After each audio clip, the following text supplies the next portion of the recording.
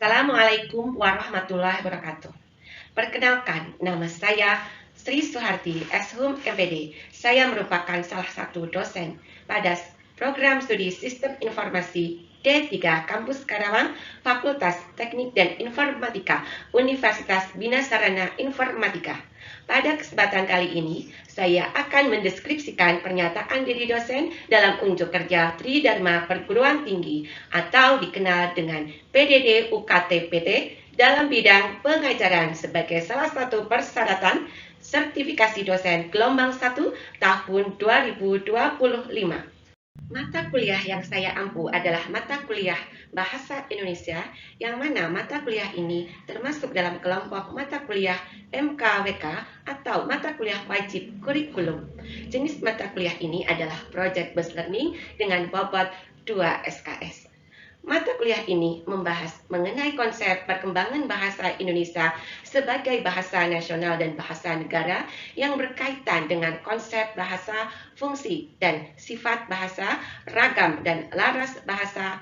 Mata kuliah ini juga membahas ejaan yang disempurnakan atau EYD, kalimat dan kalimat efektif dalam penulisan, paragraf atau alinea dalam teks, jenis-jenis paragraf, jenis tulisan, kutipan dan sistem rujukan, teknis penulisan daftar pustaka, serta topik, tesis, dan kerangka karangan.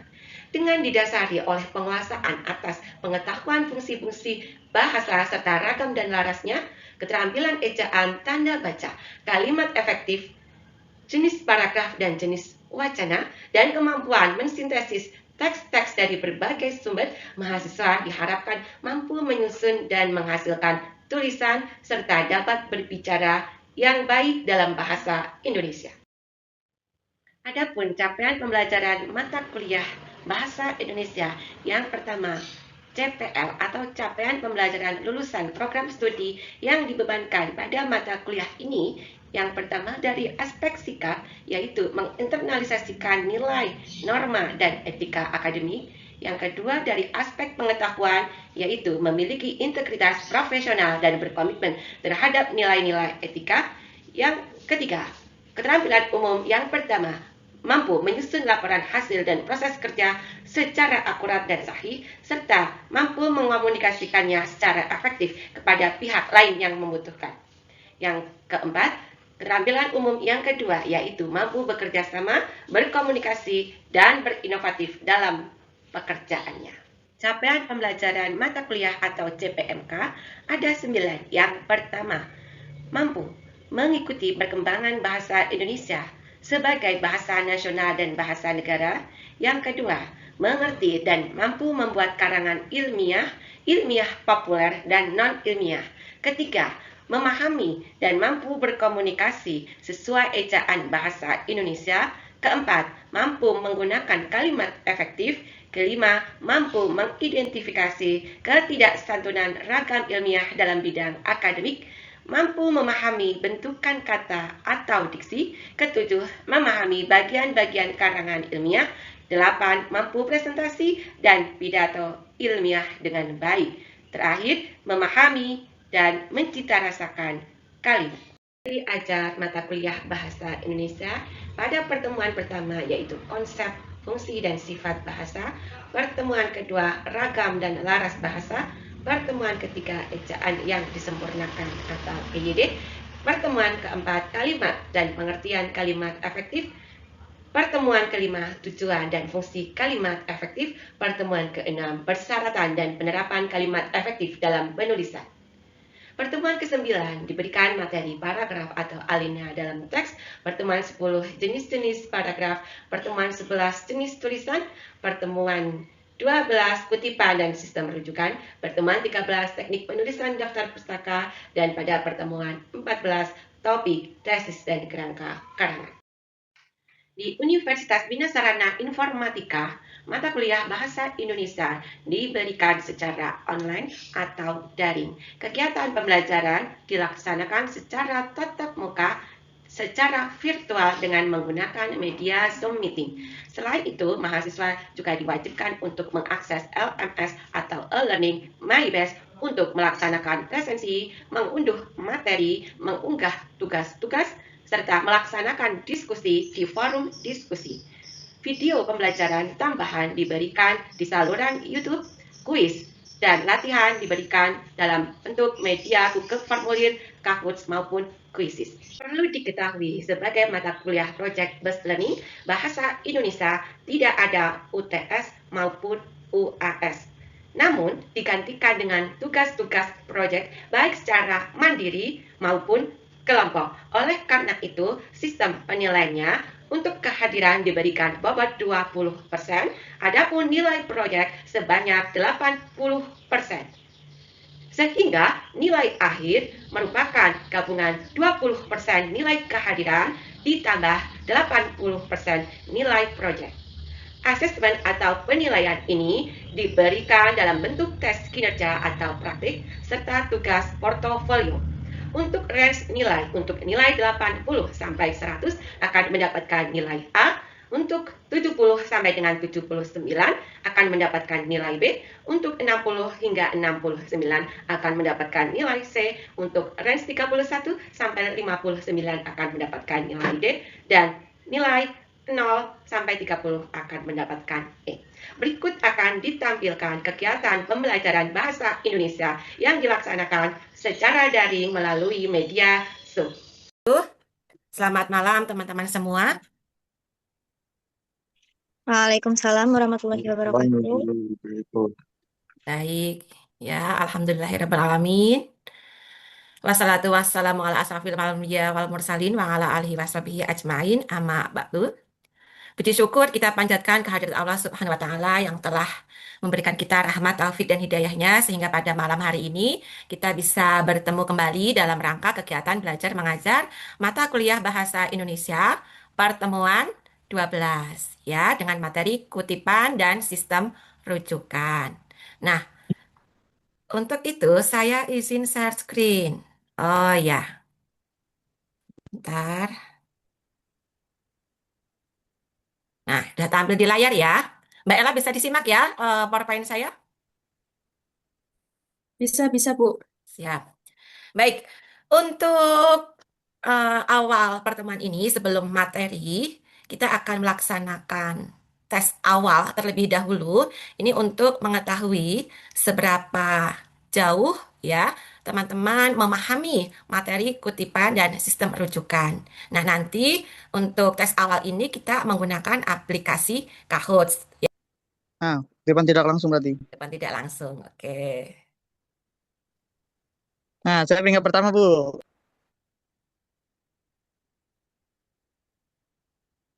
Peringkat ketiga Mbak Lilis, peringkat kedua Mbak Safina. Satu, kita lihat siapa yang ada di podium. Wore, ya Mbak Desdara Saputri. Peringkat keempat Mbak Laila, kelima Mas Fahmi.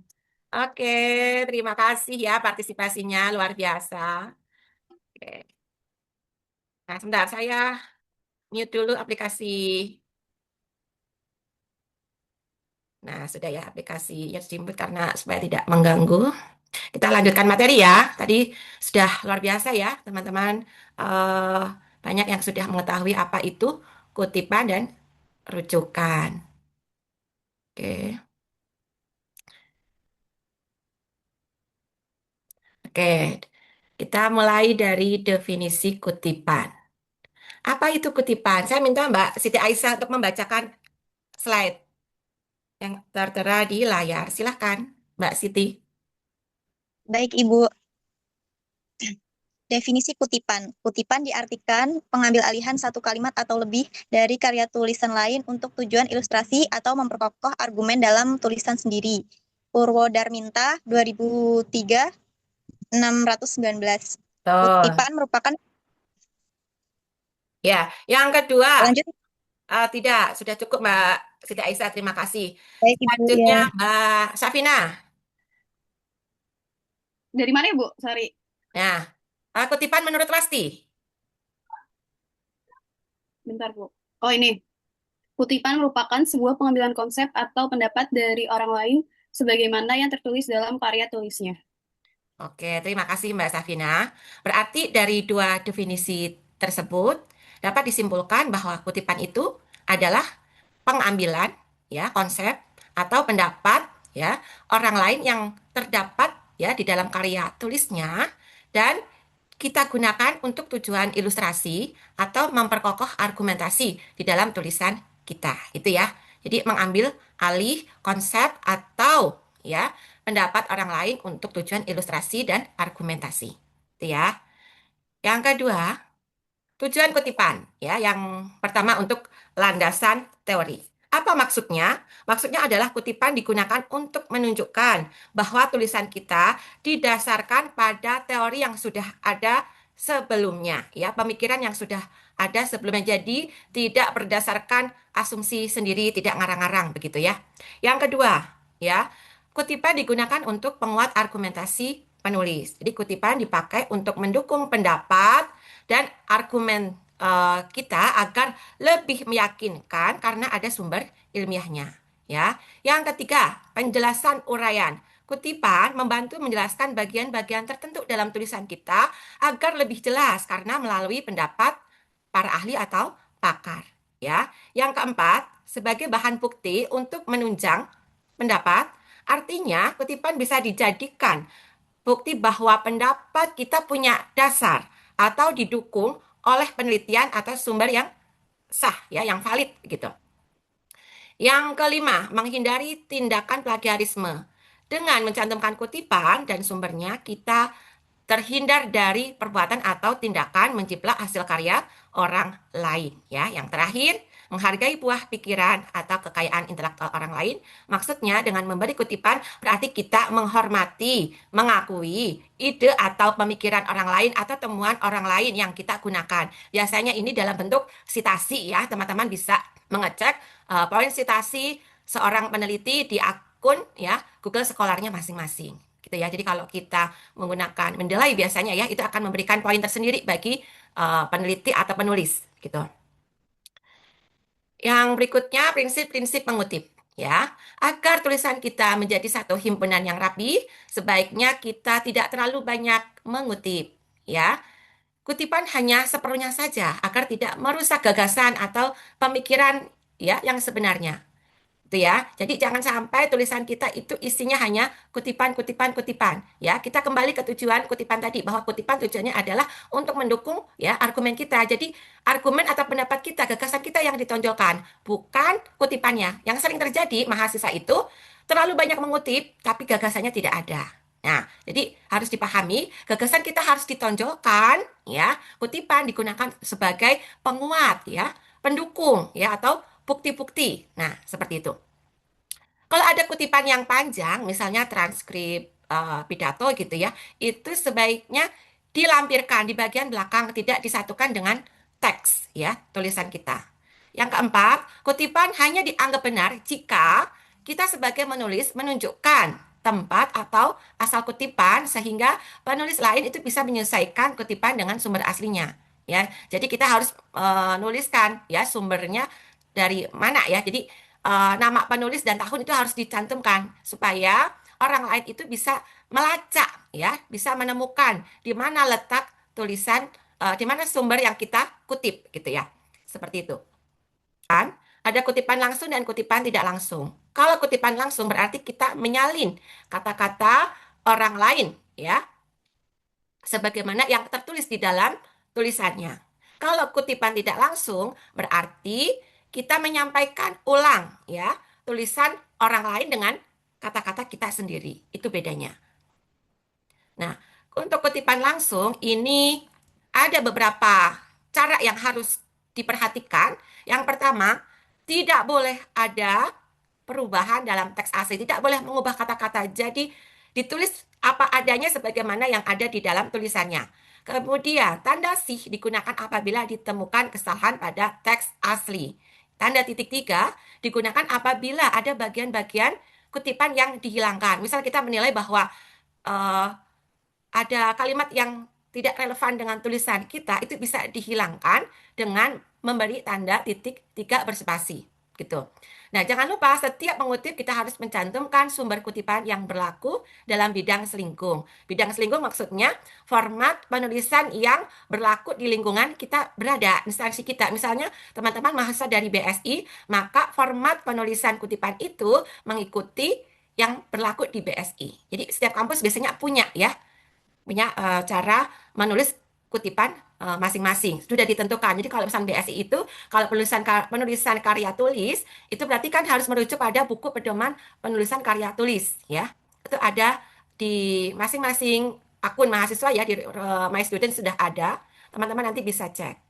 Ke kutipan langsung pendek. Kutipan langsung pendek, jumlahnya tadi berapa? Berapa Mbak Siti Aisyah? Masih ingat? Berapa jumlah katanya? Kurang dari berapa? 40 kata. Kata Ibu. Betul ya, kurang dari 40 kata, kurang dari 4 baris. Nah, cara menuliskannya itu harus diintegrasikan dengan tulisan kita, disatukan. Dan harus diapit dengan tanda kutip. Untuk spasinya mengikuti baris utama. Kalau kutip teks utama ya, tulisan kita itu spasinya 1,5, maka kutipannya juga mengikuti 1,5 ya. Dan jangan lupa sumber kutipannya. Begitu. Selanjutnya contoh ya. Nah, ini contoh kutipan langsung pendek. Ini nanti teman-teman bisa terapkan ketika teman-teman menuliskan tugas-tugas ya. Baik yang esai, laporan, makalah, proposal, dan sebagainya. Juga tugas akhir bisa digunakan ya. Ini kutipan langsung pendek. Sebentar, saya geser dulu ini ya, karena tidak terlihat. Nah, ini ya, sistem menurut Lajamuddin 2005-13, sistem informasi adalah satu sistem yang dibuat oleh manusia yang terdiri dari komponen-komponen ya dalam organisasi untuk mencapai satu tujuan, yaitu menyajikan sistem informasi. Nah, teman-teman perhatikan yang saya beri tanda biru ini adalah kutipannya. Kita ambil dari tulisan orang lain. Siapa penulisnya? Lajamuddin ya, ditulis seperti ini ya. Kemudian dalam kurung tahun dan halaman ya. Jadi ini sumber kutipannya yang saya beri kotak hijau. Jangan lupa setiap kita mengutip kita harus memberikan sintesis. Apa itu sintesis? Sintesis itu artinya simpulan atau intisari dari apa yang kita kutip. Jadi tidak boleh hanya mengutip begitu saja, ditulis begitu saja, kita tidak memberikan simpulan. Jadi simpulan itu harus ada. Simpulan ini ya merupakan ya hasil pemikiran kita yang apabila orang lain mau mengutip tulisan kita ini, maka harus mencantumkan nama kita sebagai penulisnya. Apabila tidak, maka dapat disebut sebagai tindakan plagiarisme ya. Jadi ini sudah termasuk temuan. Yang mana? Yang ini loh. Dengan demikian dapat disimpulkan bahwa sistem informasi adalah rancangan manusia untuk melibatkan komponen dalam satu organisasi untuk mencapai tujuan, yaitu menghasilkan informasi dan seterusnya. Ini sudah merupakan temuan, sudah merupakan pemikiran kita. Ya, maka tadi sudah saya tekankan, kalau kita mengutip, berikan sintesis, berikan simpulan, ya. Caranya dengan parafrase, ya. Salah satunya, ya. Seperti itu. Selanjutnya, kutipan langsung panjang. Nah, kutipan langsung panjang ini dipisahkan dari teks tulisan kita. Jadi, ditulis menjorok ke dalam, jaraknya sekitar 0,5 sampai 1 inci dari margin kiri. Dipisah ya, kalau kutipan panjang. Tadi jumlahnya lebih dari 40 kata atau lebih dari 4 baris. Gitu ya. Nah, ini tidak perlu diapit dengan tanda kutip. Ya, spasinya 1. Lebih kecil ya, lebih rapat gitu. Ya. Jadi kalau tulisan kita spasi 1,5, kalau untuk kutipannya spasinya 1. Nah, ukuran hurufnya harus lebih kecil. Biasanya kalau teks utamanya itu 12, maka ukuran hurufnya berapa? 10. Ya. Kemudian jangan lupa sumber kutipan harus ada. Gitu. Nah, selanjutnya nih kutipan sebentar, contohnya dulu. Contohnya belum ya, ini contohnya ya. Contoh kutipan langsung panjang. Begini.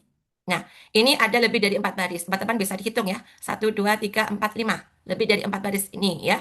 Ini kita ambil dari tulisan Mutakin dan kawan-kawan tahun 2003. Gitu ya. Ini sumber kutipannya. Nah, ini kutipannya. Karena lebih dari 5 baris, kita tulis terpisah dari teks asli ya, menjorok ke dalam gitu ya, dengan spasi rapat ya, huruf lebih kecil. Nah, jangan lupa setiap mengutip kita berikan sintesis. Jadi buat simpulannya di apa maksud dari kutipan ini. Definisi tersebut menegaskan bahwa data mining bukan sekedar pengumpulan data, melainkan satu proses analitis yang kompleks dan strategis dan seterusnya. Jangan lupa ya, diingat ini sudah merupakan temuan, sudah merupakan kekayaan intelektual ya, yang apabila orang lain mau mengutip yang bagian ini harus mencantumkan nama kita. Apabila tidak, Ya, tentu tindakan plagiarisme, ya, plagiasi. Nah, jangan salah, tindakan plagiasi itu juga sudah ada undang-undangnya, ada sanksinya. Apa? Ya, kalau diketahui itu dapat dituntut ke meja hijau. Apa? Gelar dicabut. Bisa, gitu ya. Seperti itu. Jadi, jangan lupa untuk memberikan sintesis, karena sintesis ini merupakan ya temuan kita. Oke. Nah, yang terakhir ini kutipan tidak langsung. Nah, kutipan tidak langsung itu diintegrasikan di dalam teks, ya, tidak diapit oleh tanda kutip, dan jangan lupa menyertakan sumber kutipan. Nah, jangan lupa kalau untuk kutipan tidak langsung, kita boleh menggunakan kata-kata kita sendiri, tetapi tidak mengubah makna asli, ya. Caranya disatukan dengan tulisan kita, digabungkan, tidak diapit dengan tanda kutip, ya, dan sertakan sumber kutipannya. Ini contohnya. Nah, seperti ini.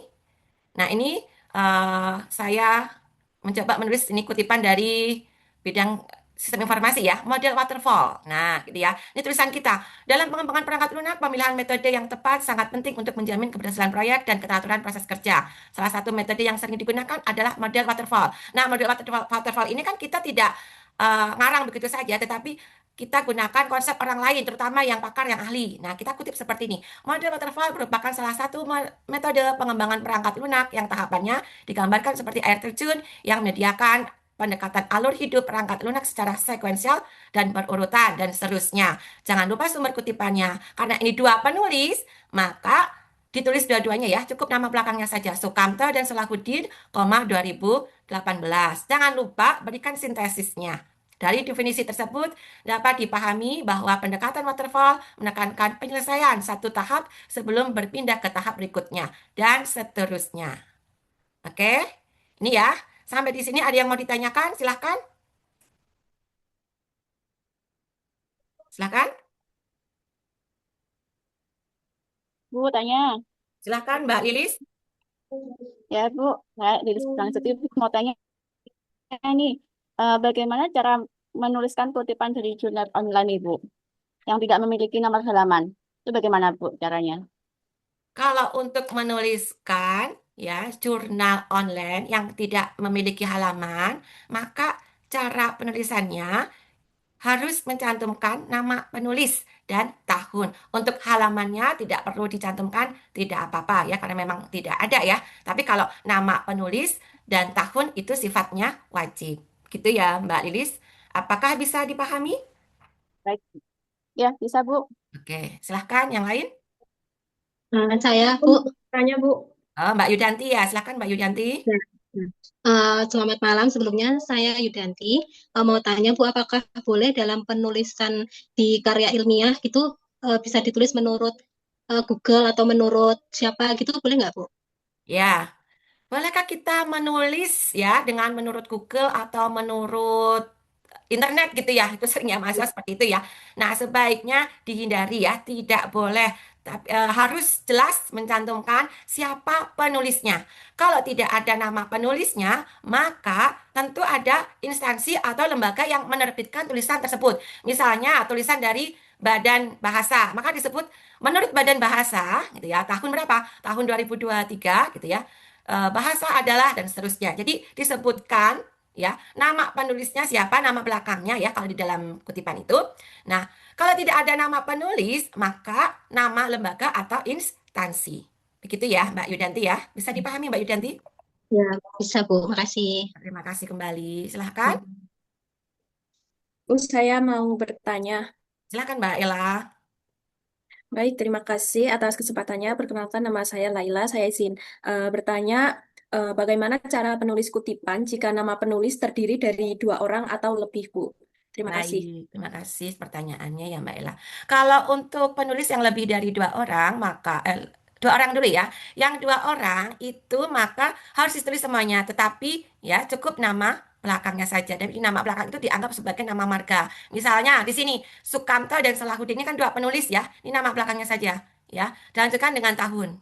Nah, seperti ini. Ya, kalau ada halaman boleh dicantumkan. Sukamto dan Salahuddin 2018, halaman 11. Ya, titik 2, 11. Itu bisa. Kalau tidak ada nomor halaman, tidak apa-apa. Ya, jadi Sukamto dan Salahuddin 2018 juga sudah cukup. Nah, Permasalahannya kalau lebih dari dua bagaimana Bu? Ya tadi ya. Nah kalau lebih dari dua berarti kan ada tiga atau lebih penulis ya. Teman-teman bisa menggunakan kata dan kawan-kawan disingkat DKK ya DKK titik. Ya misalnya di sini kalau penulisnya ternyata ada Sukamto, ada Salahuddin, ada Kevin Prayoga gitu ya.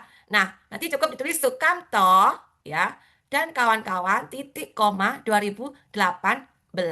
Apabila ada halamannya, cantumkan halamannya. Apabila tidak apa-apa. Tapi tahun ini sifatnya wajib. Begitu ya. Bisa dipahami Mbak Ella? Bisa dipahami, Bu. Terima kasih atas Terima kasih jawabannya. kembali. Oke, ada lagi? Cukup ya? Sudah 3 pertanyaan? Cukup, Bu. Cukup. Baik. Itu saja yang bisa saya sampaikan pada hari ini. Terima kasih teman-teman sudah hadir. Oh ya, jangan lupa ya untuk absensi ya teman-teman lakukan di aplikasi MyBest seperti biasa. Ya, kemudian untuk soal latihan hari ini sudah saya unggah di ruang tugas. Ya, ini linknya ya. Nanti saya juga share di grup. Atau teman-teman kalau mau menjawab hari ini, sekarang ini bisa langsung pindai scan barcode ya yang tertera di sini. Itu saja.